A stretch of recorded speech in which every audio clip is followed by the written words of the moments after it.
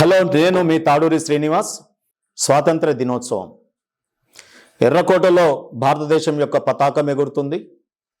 తెలంగాణ రాష్ట్రంలో గోల్కొండ కోటలో పతాకం ఎగురుతుంది. భారత ప్రజల యొక్క కలల సౌధం భారత స్వాతంత్రం 1947 నుండి నేటి 2025 వరకు మన ప్రయాణం మరి అనుకున్నట్టుగా సాగుతుందా? ఏం జరిగింది? ఈరోజు పరిస్థితులు ఏంటి? ఒక్కసారి మననం చేసుకుందాం. స్వాతంత్ర దినోత్సవం ఈ దేశానికి స్వాతంత్రం రావడానికి ఎంతోమంది అన్సంగ్ హీరోస్ ఉన్నారు. సంగ్ హీరోస్ మీకు అందరు తెలుసు. స్వాతంత్రం అనగానే మహాత్మా గాంధీ, జవహర్లాల్ నెహ్రూ, ఇంకేదో అనుకుంటారు. బట్ అనేక మంది, భగత్ సింగ్ లాంటి, సుభాష్ చంద్రబోస్ లాంటి, అల్లూరి సీతారామరాజు లాంటి, బాలగంగాధర్ తిలక్ లాంటి, దాదాబాయి నవరోజీ, అనేక మంది ఈరోజు ఎంతోమంది ప్రాణాలు త్యాగం చేస్తే, ఆ రోజు వీరోచితంగా పోరాడితే, కొంతమంది ఏమో సునాయాసంగా అరెస్టులై జైల్లోకి పోతే, కొంతమంది మన భారతదేశం యొక్క జెండా బ్రిటిష్ వారి కార్యాలయాల మీద రెపరెపలాడించేంత వరకు మారు వేషాలలో వెళ్ళి కూడా ఎగిరేసేటటువంటి నైజం. ఆ రోజు నిజంగా కూడా తీవ్రమైనటువంటి నిర్బంధాలలో, బ్రిటిష్ వారి బూటు కాల చప్పుళ్ళల్లో, ఇనుప బూట్ల తొక్కుల్లో, మరి అదే రకంగా మందు గుండుతో తుపాకీ గుళ్లకు బలైనటువంటి వారు ఎందరో త్యాగమే ఈరోజు మన భారతదేశం యొక్క స్వాతంత్రం. అర్ధరాత్రి వచ్చింది స్వాతంత్రం. 15th ఆగస్టు నిజంగా కూడా 1947 అర్ధరాత్రి మనకు స్వాతంత్రం వచ్చింది. కానీ స్వాతంత్రం వస్తూ వస్తూ ఆ రోజు దాదాబాయి నవరోజీ గారు చెప్పినారు, అనేక రకమైనటువంటి దోపిడీలు బ్రిటిష్ వారు మన దేశానికి ఏమి వెలుగబెట్టినారో తెలియదు. కానీ మంచి ఈ రోజు వరకు కూడా మనం ఎన్నో కళాఖండాల గురించి, కోహినూర్ వజ్రం గురించి మనం మాట్లాడుతూ ఉంటాం. ఇటువంటి గొప్ప గొప్ప కళాఖండాలన్నీ దోచుకున్నారు. మన దేశ సంపద, మన దేశం యొక్క మైండ్స్ అనేకం కూడా ఈరోజు ఇక్కడ నుండి దోచుకెళ్ళినారు. అందుకే ఆ రోజుల్లోనే ఈ దోపిడీని అరికట్టాలంటే ఈ దేశానికి మనకు స్వాతంత్రం మాత్రమే మన యొక్క ప్రజల యొక్క, భారతదేశ ప్రజల యొక్క కష్టాలను తీరుస్తుందని ఆ రోజు నమ్మి మనం ఈరోజు మరి స్వాతంత్ర దినోత్సవం జరుపుకుంటా ఉన్నాం. మొదట్లో స్వాతంత్రం రాగానే ఒకవైపు మనకు చైనా యుద్ధం, మరీ ముఖ్యంగా పార్టీషన్ పాకిస్తాన్, ఒకే దేశ ప్రజలను స్వాతంత్రం కోసం కలిసి పోరాడి ఒక మత ప్రాతిపదికన ఒక దేశాన్ని విచ్ఛిన్నం చేసినారు. ఆనాడున్నటువంటి మరి నెహ్రూ కావచ్చు, మహాత్మా గాంధీ కావచ్చు, బ్రిటిష్ వారు కావచ్చు, పాకిస్తాన్ జిన్నా కావచ్చు.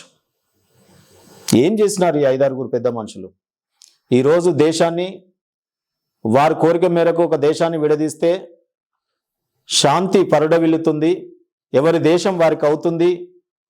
ఆ రోజే అంబేద్కర్ గారు మరి విమర్శించినారు, వద్దు, మత ప్రాతిపదికన దేశాన్ని విభజించొద్దు, అది రాబోయే కాలంలో ఆ దేశం మతం పేరిట అక్కడ ఉన్న వాళ్ళందరినీ కూడా, మరి ఏ దేశంలో ఎవరు ఎక్కడ ఉండాలనుకుంటే అక్కడ ఉండాలన్నప్పుడు అక్కడ హిందువులనన్నీ అందరినీ ఇక్కడికి పంపి ఇచ్చి వేయడం. మనమేమో సెక్యులర్ పేరుతో మరి ఇక్కడ ఏ మతం వారైనా ఉండొచ్చు అని మనమేమో గొప్ప నిర్ణయం తీసుకున్నాం. ఈరోజు పరిస్థితి ఏంటి? పాకిస్తాన్తో మనకు ఆపరేషన్ సింధూర్లు చేయాల్సినటువంటి పరిస్థితి. ఇవాళ భారతదేశానికి స్వాతంత్రం వచ్చిన తర్వాత పాకిస్తాన్తో ఒకవైపు యుద్ధం, బంగ్లాదేశ్ ఏర్పాటు యుద్ధం, చైనాతో యుద్ధం, ఆర్థికంగా కుదేలైపోయినాం.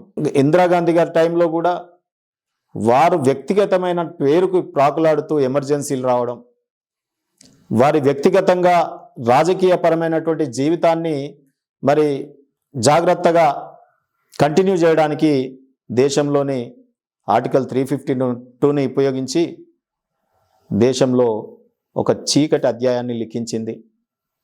ఉండొచ్చుగాక కొన్ని అంశాలు, బట్ మేజర్గా ఇండియా ఆర్థికంగా కానీ, అదే రకంగా సైనిక పరంగా కానీ, టెక్నాలజీ పరంగా కానీ డెవలప్మెంట్ ఎందుకు మనం అనుకున్నంత స్పీడ్గా ఎప్పుడు చిన్నప్పటి నుండి నేటి వరకు చదువుతూ ఉంటే డెవలపింగ్ కంట్రీ.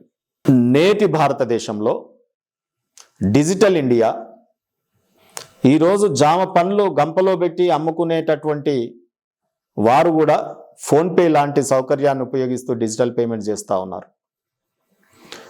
ఈరోజు ఏఐ కావచ్చు, లేకపోతే మన దగ్గరే యుద్ధంకి సంబంధించినటువంటిది మొన్న చూసినారు కదా, మిసైల్స్ కావచ్చు, లేకపోతే రాడార్ టెక్నాలజీ కావచ్చు. ఈరోజు మొన్న ఆపరేషన్ సింధూర్ జరిగిన తర్వాత మన వైపు అన్ని దేశాలు కూడా, ప్రపంచ దేశాలు మన వైపు చూస్తూ ఉన్నాయి. ఒకనాడు భారతదేశం అంటే ఇంపోర్ట్, దిగుమతులు చేసుకునే రాజ్యంగా మనం ఉన్నాం. స్వాతంత్రం వచ్చి 75 ఏళ్ళైనా దిగుమతి చేసుకునే దేశం, అతి ఎక్కువ దిగుమతులు చేసుకునే దేశం భారతదేశం. అతి తక్కువ బంగారు నిల్వలు కలిగినటువంటి భారతదేశం. చంద్రశేఖర్ గారు ప్రైమ్ మినిస్టర్గా ఉన్నప్పుడైతే కాంగ్రెస్ టైంలో లండన్లో, న్యూయార్క్లో బ్యాంకులలో బంగారం కుదబెట్టుకున్న భారతదేశం. కానీ నేడు దాదాపుగా 1000 మెట్రిక్ టన్నుల యొక్క బంగారాన్ని మళ్ళీ తిరిగి లండన్ నుండి, న్యూయార్క్ నుండి తిరిగి మనం తెచ్చుకున్నాం. ఎందుకంటే ఏ రోజుకు ఆ రోజు జియో పాలిటిక్స్ మారుతూ ఉన్నాయి. మొన్నటి వరకు మనము అనేక కంట్రీస్ మిత్రదేశం అనుకున్నవి కూడా శత్రువులుగా మారిపోతూ ఉన్నాయి, శత్రుదేశం అనుకున్నవి మిత్రదేశాలుగా మారిపోతూ ఉన్నాయి. కానీ మన ఇండియాలోనేమో ప్రతిపక్షం ఏమో జై పాలిస్తానీ అంటుంది. కానీ నేటి యుగానికి తగ్గట్టు మనకు మొన్న యుద్ధంలో ఇజ్రాయెల్ ఏమో ఒకవైపు సహాయం చేస్తూ ఉంది. కానీ ప్రతిపక్ష నాయకులు మాత్రం రాజకీయాలే పరమావధిగా ఈరోజు అనేక కార్యక్రమాలకు విదేశాలు మన మీద అటాక్ చేసే విధంగా వ్యవహారం చేస్తూ ఉన్నారు. కానీ వీటన్నిటిని ఛేదిస్తూ ఈరోజు భారత ప్రభుత్వం మన కంట్రీని 3rd వరల్డ్ ఎకనామిక్ కంట్రీగా తీసుకుపోయేటటువంటి ప్రయత్నం చేస్తూ ఉన్నాం. ఆల్రెడీ 4th చేరుకో ఉన్నాం.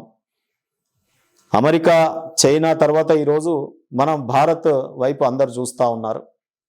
కానీ ఈరోజు ఆహార నిల్వలు కావచ్చు, బంగారు నిల్వలు కావచ్చు, విదేశీ మారక నిల్వలు కావచ్చు, లేదా వెపనైజేషన్ మిలిటరీలో కూడా మనం సర్వసత్తాక దేశంగా మనం ముందుకు వచ్చినాం. ఇంకా చెప్పాలంటే ఒకనాడు సైకిల్ మీద అంతరిక్ష రాకెట్లు పెట్టుకొని శ్రీహరికోటలో చేసినటువంటి టెక్నాలజీని విదేశాలతో మమేకమై చేసినటువంటి టెక్నాలజీని ఈరోజు మనం రాకెట్లు, శాటిలైట్లు, వేరే దేశాల యొక్క శాటిలైట్లను కూడా మన రాకెట్ల ద్వారా ఏ కక్షలో అనుకున్న అతి తక్కువ ధరకే వారు అనుకున్న కక్షలో మనం చేరుస్తూ ఉన్నాం. మనం చేర్చడమే కాదు, ఈరోజు ఓన్లీ 2-3 దేశాలకే పరిమితమైనటువంటి చంద్రయాను అందరూ ఉత్తరం దిశలో మరి చంద్రుడి మీద కాలు పెడితే ఈరోజు భారతదేశం మొట్టమొదటి దేశం ప్రపంచంలో సౌత్ పోల్ మీద, చంద్రమండలం మీద అడుగుపెట్టిన ఏకైక దేశం భారతదేశంగా ఈరోజు మనం చాలా గర్వకారణం.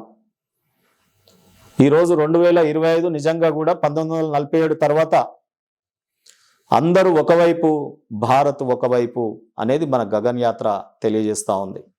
మొన్నటికి మొన్న అంతకుముందు రాకేష్ శర్మ కావచ్చు, నేటి శుక్లా కావచ్చు, మన భారతదేశం ఏ రకంగా కనిపిస్తుందంటే ఆ రోజు రాకేష్ శర్మ భారత్ మహాన్ హై అని అంటే, ఈరోజు శుక్లా కూడా సబ్సే అచ్చా భారత్ ఔర్ ఎక్ బార్ మహాన్ దిఖ్ రహా అని చెప్పి మాట్లాడుతూ ఉన్నారు.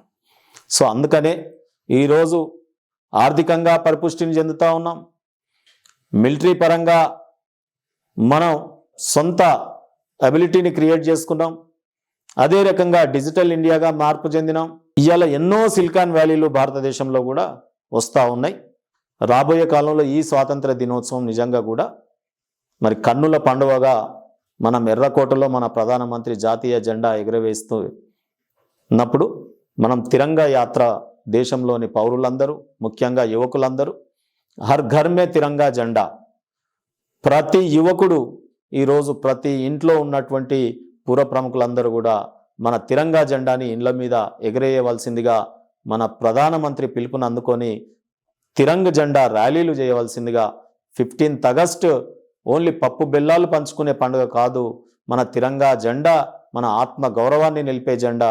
మన భారతదేశం యొక్క ప్రజలు చాలా గర్వంగా ప్రపంచ దేశాల పటంలో నిలబడే రోజు ఇవాళ. సర్వసత్తాక దేశంగా సగౌరవంగా ప్రపంచ దేశాల ముందు మనం తల ఎత్తుకొని మనం జెండాలు ఎగిరేయాల్సినటువంటి రోజుగా మనం సెలబ్రేట్ చేసుకోవాలని మీ అందరికీ మరొక్కసారి స్వాతంత్ర దినోత్సవ శుభాకాంక్షలు.